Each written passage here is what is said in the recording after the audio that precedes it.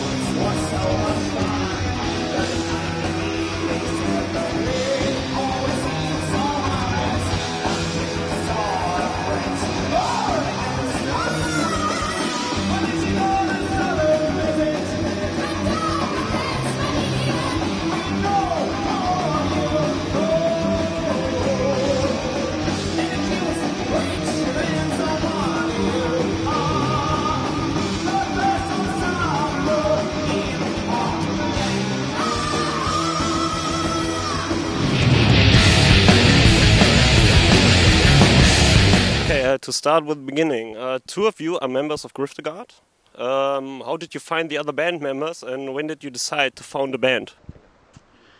I have this vision in 2006 and I want to start some more 70s approach music with some occult stuff. Why did you name yourself Year of the Goat? My first association has been Chinese astrology, but that doesn't fit in the occult context or setting you present, so... It's more... We are approaching darker times and I think it was suitable to name the band Year of the Goat because Year of the Goat represents the darkness and I think it's similar to our music. It's kind of dark image and yeah. Do you see yourself as a part of the occult rock movement or the occult rock wave at the moment? Well, I think the way things are, we are being a part of this movement, if you want to call it so, whether we want to or not. And it's not, we don't mind being a part of it at all, but Year of the Goat, we would have been a band regardless of everybody who became famous, if you want to call it so, before us anyway. So I mean, when Thomas and I met each other in Griftergård, we didn't know each other before. But you know, the more we got to know each other, we realized that we're huge fans of, you know, late 60s, 70s rock, you know, horror movies, everything, occult readings and everything. So basically it comes from that, I think, and it has nothing to do with the movement that's going on right now, but it's of course it's in a way it's helping us, you know, to spread to a wider audience quicker because there is a movement going on right now, but it would have been us regardless.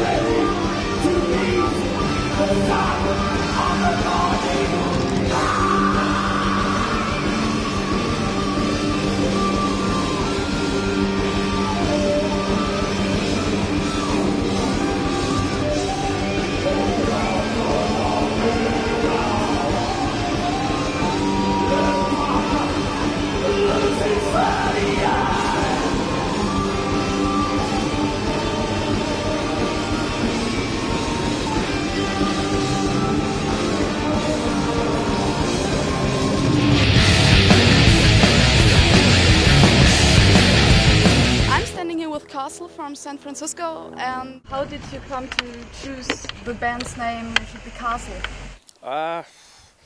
It's been in my head since I was a kid. I'd always wanted to use it, but it never felt right with other bands I've been in. I've been in different kinds of metal bands and things like that over the years, but when I started to write these songs, the sound that I was writing with felt like Castle finally, so it just seemed like a good fit, you know. You are from San Francisco, and the city seems to be a great place for founding retro or occult rock bands. Jack's Turf are from San Francisco, Orchid are from San Francisco. One could think there is something special going on in San Francisco. Is it just a coincidence? You would think, but I think it's a coincidence. I don't think that we were aware of any of these other bands. I definitely wasn't. For the first few years that I worked on our debut record, I had no idea. Jack's Thoth, I don't know if they've ever even played in San Francisco. I know they've played here in Europe, but Orchid we've played with, and that was a fun show, good band and good guys. But even that was kind of new to us too. Maybe we're a little bit out of the loop, but we kind of just do our own thing, But maybe it's something that's happening there. I don't know. It's kind of cool though, there's lots of bands, so there's a few bands of every genre there, You're compared to occult rock bands just like the Devil's Blood quite frequently in reviews or in interviews as well. Do you feel as a part of this whole retro rock scene, or is it just annoying always being compared to them because beside the occult background your sound sounds quite different from them? It's not the same style. I agree with you. I think that our band sounds quite different from a lot of the bands we are compared with. I think part of it is maybe it's an easy comparison to make with a female vocalist, and that it's not really hard metal, but it's, all those bands are kind of based in a retro sound, ourselves included, although it's a little bit different. So yeah, I don't think it's annoying. I mean, people need to describe your music to people who've never heard it, and if anything, at worst, it's a shortcut, and yeah, we'll see. I think as things go on for us, and I think we'll carve out our own sound even more, and it won't be necessary.